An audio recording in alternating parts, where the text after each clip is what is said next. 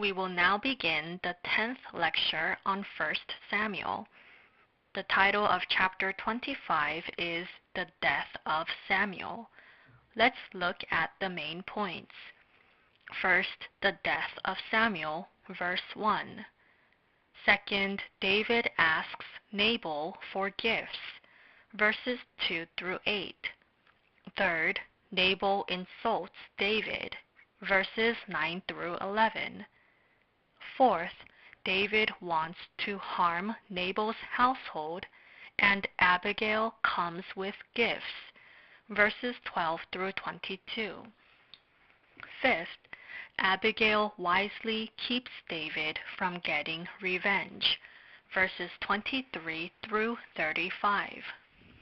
Sixth, the Lord strikes Nabal and puts him to death, verses 36 through 38.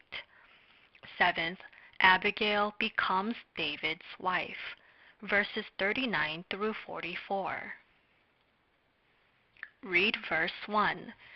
Now Samuel died, and all Israel assembled and mourned for him, and they buried him at his home in Ramah. Then David moved down into the desert of Maon. The prophet Samuel grew old and died. All the Israelites mourned for him and buried him at his home. Samuel had great faith from when he was young until he grew old. Samuel was Israel's judge and prophet, and he carried out God's works well. The prophet Samuel was a very important figure in the establishment of the nation of Israel. The prophet Samuel obeyed God and anointed Saul and David as kings. We too must keep our faith until the end. Verses 2 through 3. A certain man in Maon, who had property there at Carmel, was very wealthy. He had 1,000 goats and 3,000 sheep, which he was shearing in Carmel. His name was Nabal, and his wife's name was Abigail. She was an intelligent, beautiful woman, but her husband, a Calebite, was surly and mean in his dealings. There was a man named Nabal in Maon in the desert of Paran.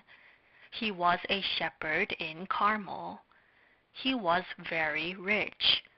He had 1,000 goats and 3,000 sheep. Nabal was stubborn and wicked, but his wife Abigail was an intelligent woman. One day Nabal was shearing sheep. David heard that Nabal was shearing sheep. David sent 10 of his men to Nabal and told them to ask for some food. David was on the run in the desert. David was running away from Saul, who was trying to kill him. David had 600 men with him. David faced the difficulty in having to feed all his men. Hence, David sent his young men to Nabal to ask for food to eat. David had helped Nabal in the past. David and his men protected Nabal's servants when they tended sheep. Verses 9 through 10. When David's men arrived, they gave Nabal this message in David's name. Then they waited. Nabal answered David's servants, "Who is this David? Who is this son of Jesse? Many servants are breaking away from their masters these days." Nabal did not listen to David's request.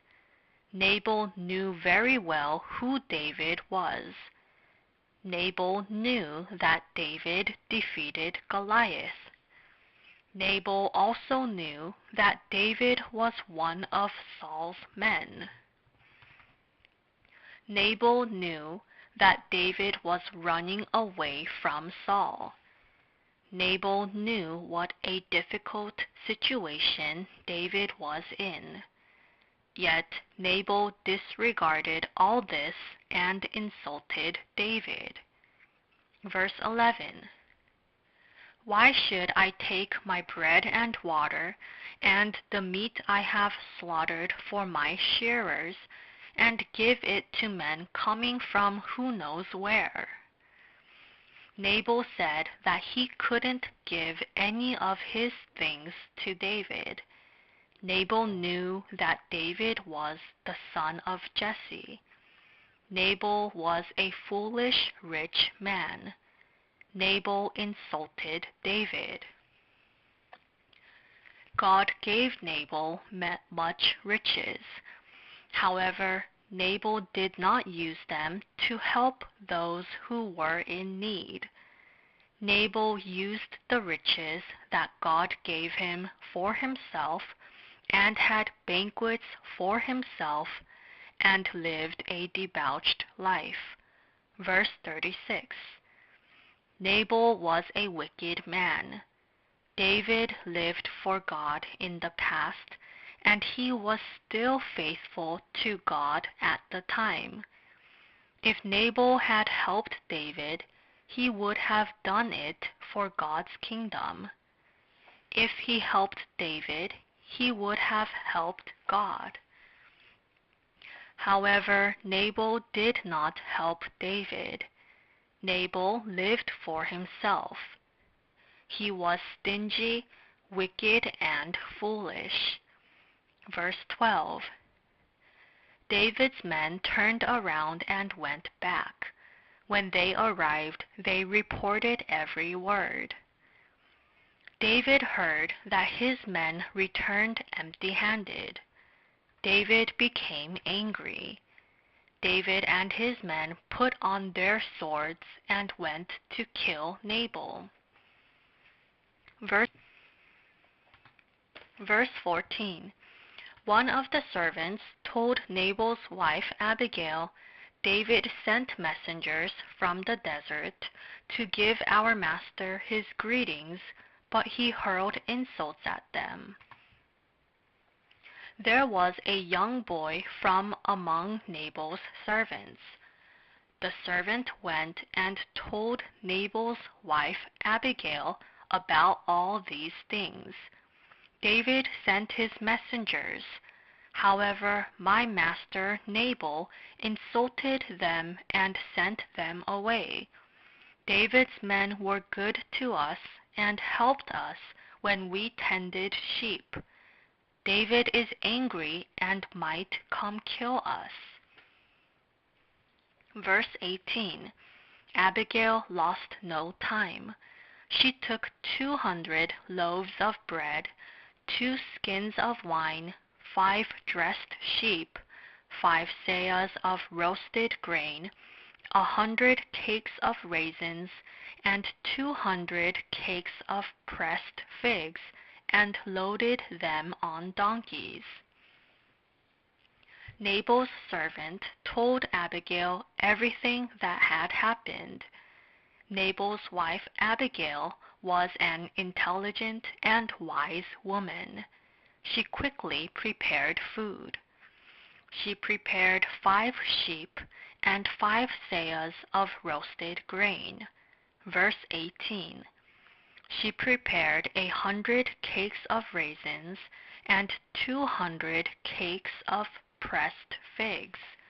She loaded them on a donkey and went to meet David.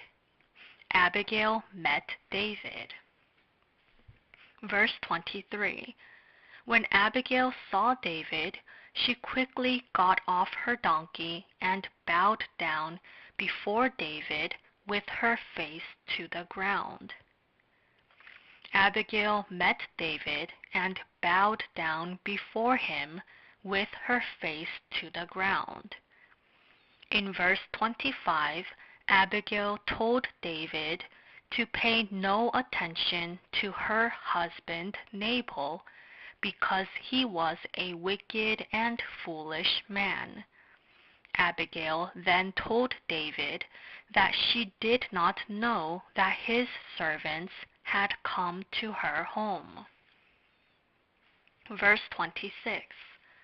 Now since the Lord has kept you, my master, from bloodshed and from avenging yourself with your own hands, as surely as the Lord lives and as you live, may your enemies and all who intend to harm my master be like Nabal. Abigail knew that the living God was with David. She knew that God was with David and would deliver him from all his enemies. She also knew that God would judge and punish his enemies. Nabal foolishly insulted and attacked David. God would judge Nabal. David was a man of God. Anyone who attacks God's servants will receive punishment before God. We must help believers and help God's servants. Matthew chapter 25, verse 35. Nabal was Abigail's husband, but she said that Nabal was foolish before God. Abigail asked David not to be angry anymore. God used Abigail to keep David from getting revenge. We must not become angry over personal feelings and fight with others. God personally fights for us. Revenge is not in our hands, but in God's hands. If David got revenge, it would have been a great mistake and a flaw. David was going to be king.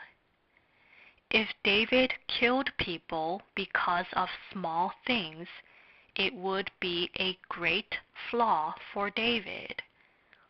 God loved David and used Abigail to keep him from getting revenge. Verse 29.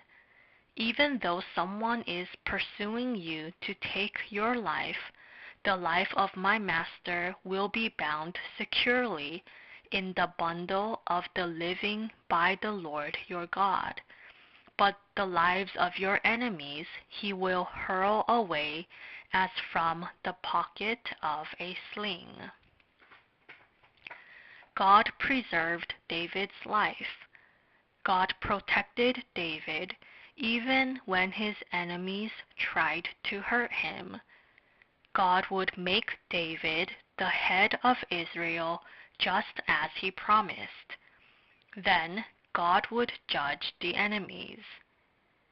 If David killed innocent men, it would later become a great flaw for him. If David did not get revenge, he would not feel discomfort in his heart. Verse 31.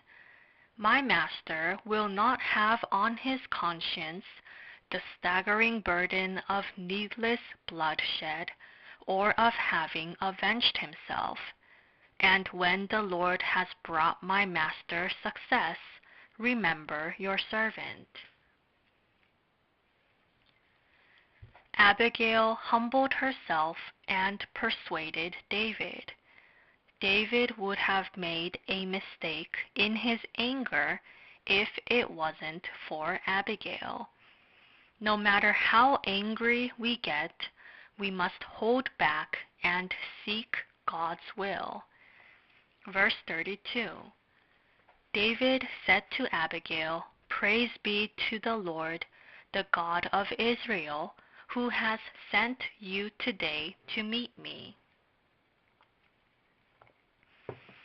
David praised God for sending Abigail to him so that he would not make a mistake. David was moved by Abigail's wise words. David also realized that he almost made a mistake in his anger. Thus, David gave praises and thanksgiving to God. Verse 36. When Abigail went to Nabal, he was in the house holding a banquet like that of a king.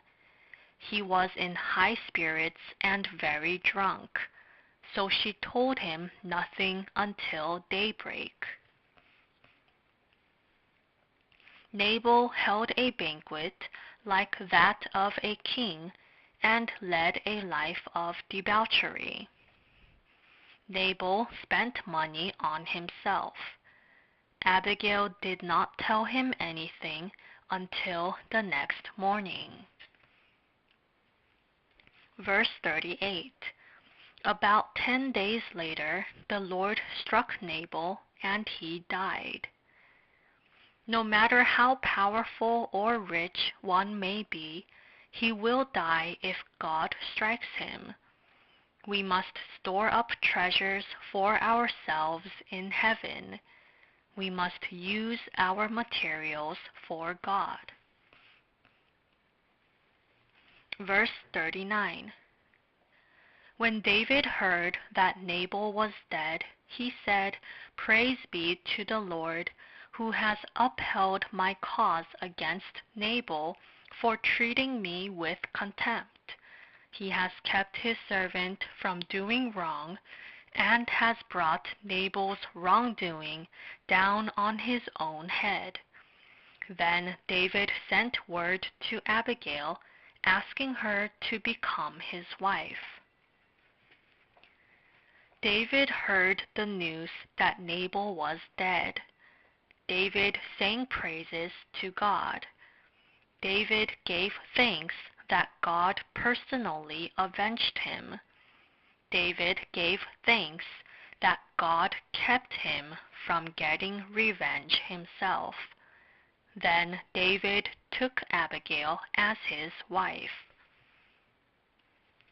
We will continue with chapter 26. The title is Saul Apologizes to David. Let's look at the main points. First, Saul falls asleep at the desert, verses 1 through 5. Second, David takes Saul's spear and water jug, verses 6 through 12. Third, David rebukes Abner, verses 13 through 16. Fourth, those who incite the king against David would be cursed, verses 17 through 20. Fifth, Saul's apology and David's faith, verses 21 through 25. Read verses 1 through 2. The Ziphites went to Saul at Gibeah and said, "Is not David hiding on the hill of Hachilah, which faces Jeshimon?" So Saul went down to the desert of Ziph with his 3,000 chosen men of Israel to search there for David. David hid in the hill of Hachilah in the desert. The Ziphites found out about this and reported this to Saul. Saul then took 3,000 men with him to the desert of Ziph. When Saul reached the desert, David sent scouts. They saw that Saul had fallen asleep in the camp. Saul's men had also fallen asleep. Verse 6. David then asked Ahimelech the Hittite and Abishai son of Zeruiah, Joab's brother, "Who will go down into the camp with me to Saul?" "I'll go with you," said Abishai. David's scouts reported back to him. David and Abishai went to the place where Saul had fallen asleep. David and Abishai saw that Saul was asleep inside the camp. Saul's spear was on the ground near his head. Saul's commander of the army, Abner, was also asleep next to Saul. Abishai spoke to David, "Let me pin him to the ground with one thrust of my spear." However, David did not let him. This was a good opportunity for David to get revenge. However, David did not kill Saul. David used his faith here. David did not want to kill someone who was anointed by the Lord. God anointed Saul and used Saul for the Israelites. Saul went against God's will and chased David to kill him. David knew that God would personally judge Saul for his wrongdoings. David left everything to God. This was David's faith. Verse 12. So David took the spear and water jug near Saul's head, and they left. No one saw or knew about it, nor did anyone wake up. They were all sleeping because the Lord had put them into a deep sleep. David took Saul's spear and water jug. God put Saul into a deep sleep, and Saul did not know this. God made even the guards fall asleep. In this way, war is in God's hands. Victory belongs to God. Chapter 17, verses 46 and 47. Psalm chapter 33, verses 16 through 19. Psalm chapter 34, verse 7. We must trust in God's sovereignty and wait. We must seek God's will and wait. Verse 13. Then David crossed over to the other side and stood on top of the hill some distance away. There was a wide space between them. David stood some distance away from Saul. David crossed over to the other side and stood on top of the hill. There was a wide space between Saul and David. David then rebuked Abner in a loud voice. "Why didn't you guard your lord the king?" Abner had the responsibility to guard King Saul as the commander of his army. Abner did not carry out his duties, and Abner should have been put to death. Verse 17. Saul recognized David's voice and said, "Is that your voice, David, my son?" David replied, "Yes, it is, my lord the king." Saul recognized David's voice. Then David spoke to Saul, "Why is my lord pursuing his servant? What wrong am I guilty of?" Not too long ago, David spared Saul's life at the desert of En-Gedi. David had the opportunity to kill Saul. However, David cut off a corner of Saul's robe. Chapter 20, verses 1 through 15. Yet Saul chased after David to kill him. Verse 20. Now do not let my blood fall to the ground far from the presence of the Lord. The King of Israel has come out to look for a flea as one hunts a partridge in the mountains." David said to Saul, "The King of Israel has come out to look for a flea as one hunts a partridge in the mountains." David begged Saul not to let his blood fall to the ground. Even though Saul tried to kill David, life and death of man were in God's hands. David believed that God was a just God. Verse 21. Then Saul said, "I have sinned. Come back, David my son. Because you considered my life precious today, I will not try to harm you again. Surely I have acted like a fool and have erred greatly." King Saul told David that he sinned and he was foolish. Saul said he erred greatly and he apologized to David. Then Saul promised that he would never again hurt David. Verse 23. The Lord rewards every man for his righteousness and faithfulness. The Lord delivered you into my hands today, but I would not lay a hand on the Lord's anointed. David acted righteously and faithfully before God. David considered Saul's life worthy, and he did not hurt him. David believed that God rewards every man for his righteousness and faithfulness. David wanted to be righteous in whatever he did. Verse 25. Then Saul said to David, "May you be blessed, my son David. You will do great things and surely triumph."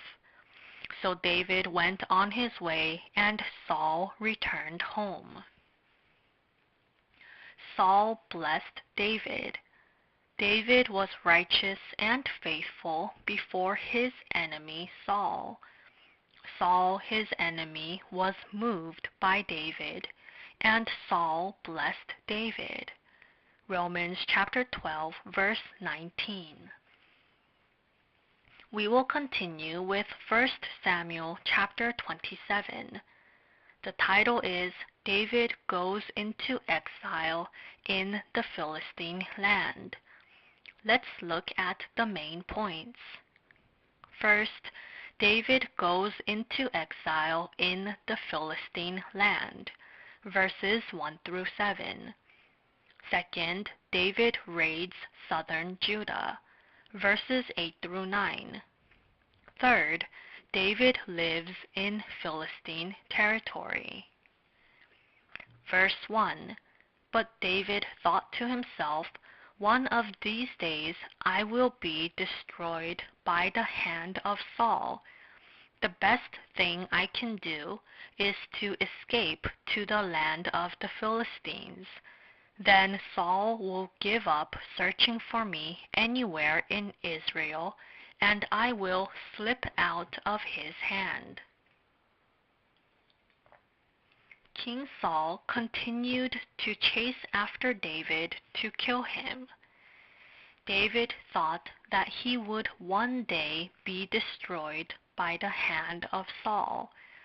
Hence, David ran away to the land of the Philistines. David went to King Achish of Gath in the Philistine land. In verse 7, it says that David lived in Philistine territory for a year and 4 months. However, this shows that David did not use his faith. the Philistines were people who were against God. David once fought Goliath, the Philistine, and won. Saul continued to try to kill David, but God protected David. God protected David when he was in Israel. However, David began to think in humanly ways, and he became worried that Saul might kill him. David thought that it was a good idea to run away to the Philistine land since Saul was trying to kill him. David did not pray or seek God's will. David became worried with humanly thoughts. David then went into exile in the Philistine land, which was the most shameful thing he did in his lifetime.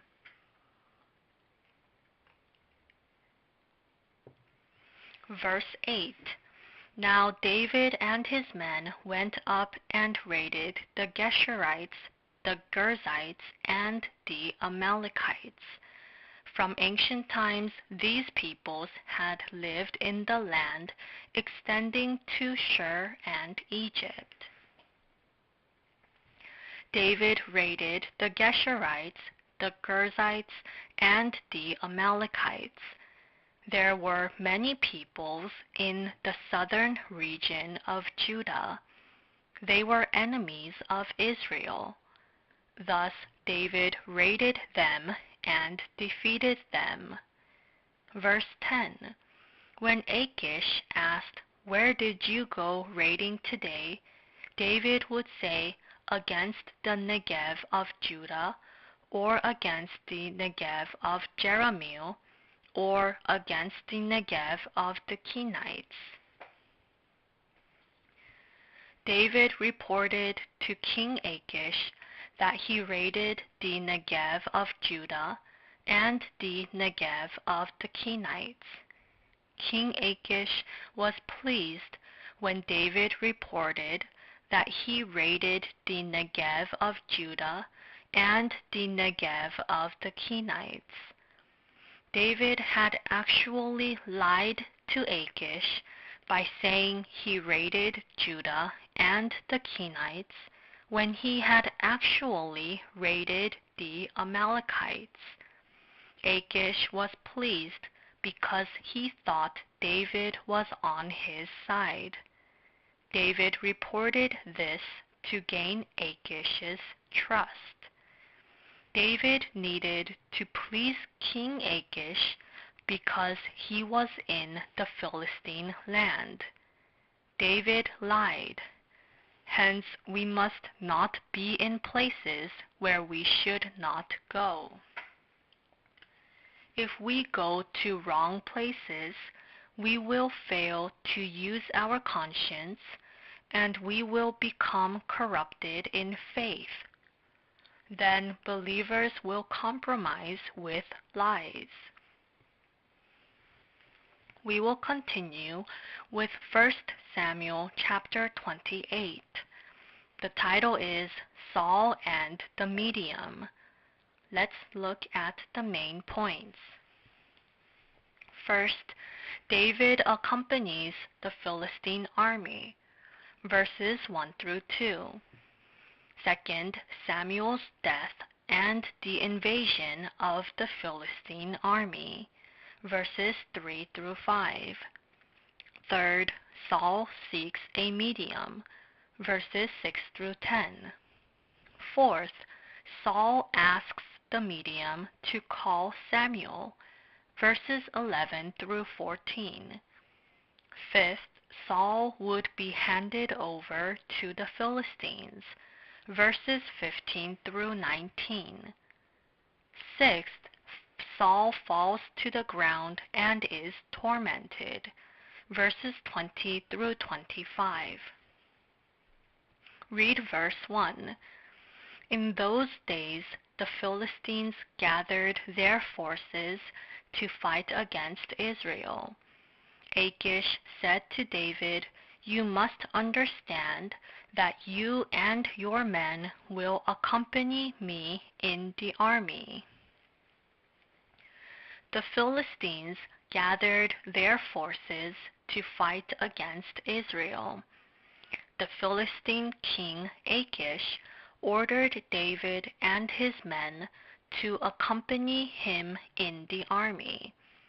Thus, David took part in the battle. The Philistines were an enemy of the Israelites, God's kingdom. David was in an awkward situation.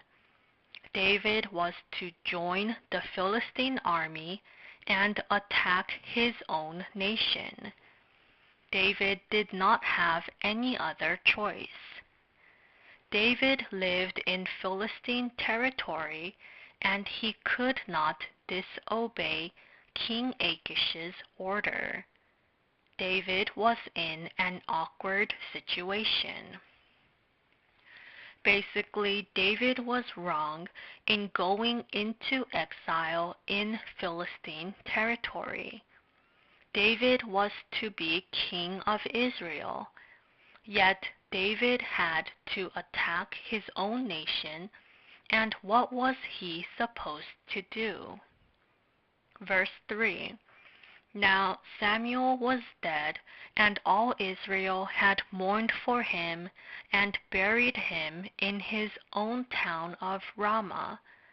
Saul had expelled the mediums and spiritists from the land. Samuel was dead, and all Israel mourned for him. Then they buried him in the town of Ramah. Verse 4. The Philistines assembled and came and set up camp at Shunem, while Saul gathered all the Israelites and set up camp at Gilboa. The Philistines set up camp at Shunem, and the Israelites set up camp at Gilboa. Verse 6. He inquired of the Lord, but the Lord did not answer him by dreams or Urim or prophets. Saul inquired of the Lord, but God did not answer him. Saul could not pray. This was because Saul did not use his conscience. Saul had also continuously tried to kill David. Saul continuously disobeyed God's will. Saul was arrogant and wicked. Thus, God did not answer Saul. Saul then took his men to see a medium. In verse 8, Saul went to Endor to a woman who was a medium. Saul disguised himself with other clothes and went to the woman. Then Saul asked the medium to bring up Samuel. Verse 11. Then the woman asked, "Whom shall I bring up for you?"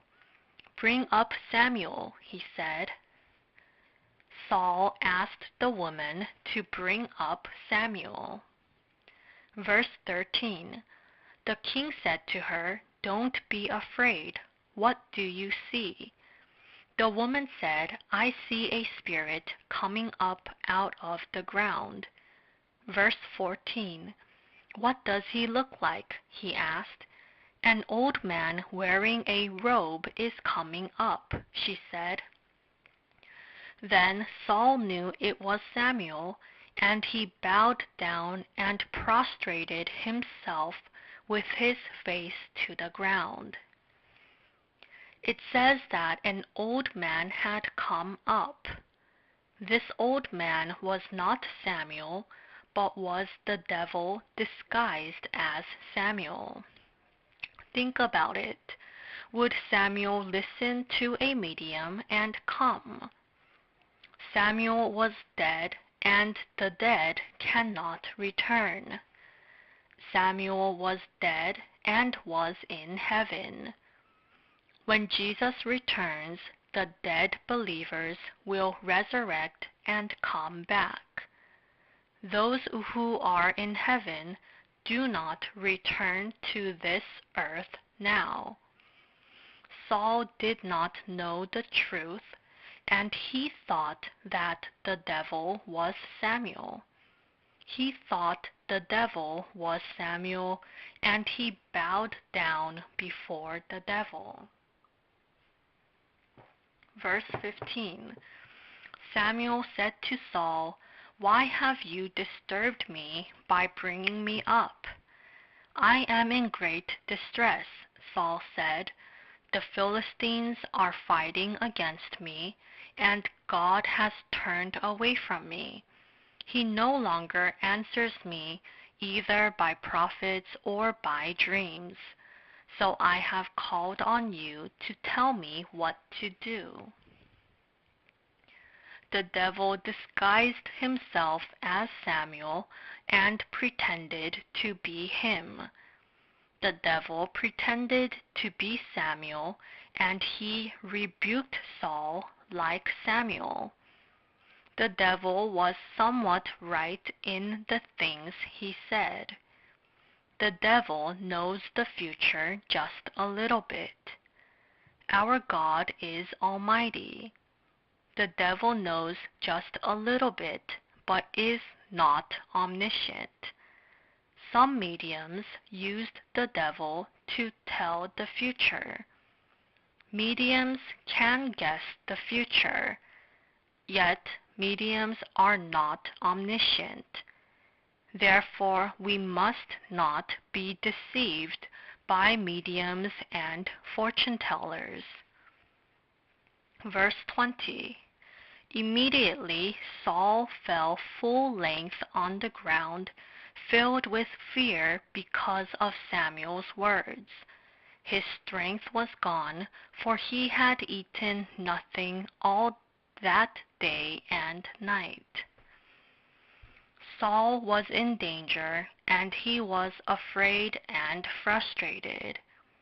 Saul went to the medium with hope. Saul was wrong in going to the medium. Saul eventually heard the words of the devil. Saul surrendered to the devil. He became miserable. Saul would ultimately be killed in battle. Here we will conclude the 10th lecture on 1 Samuel. Thank you.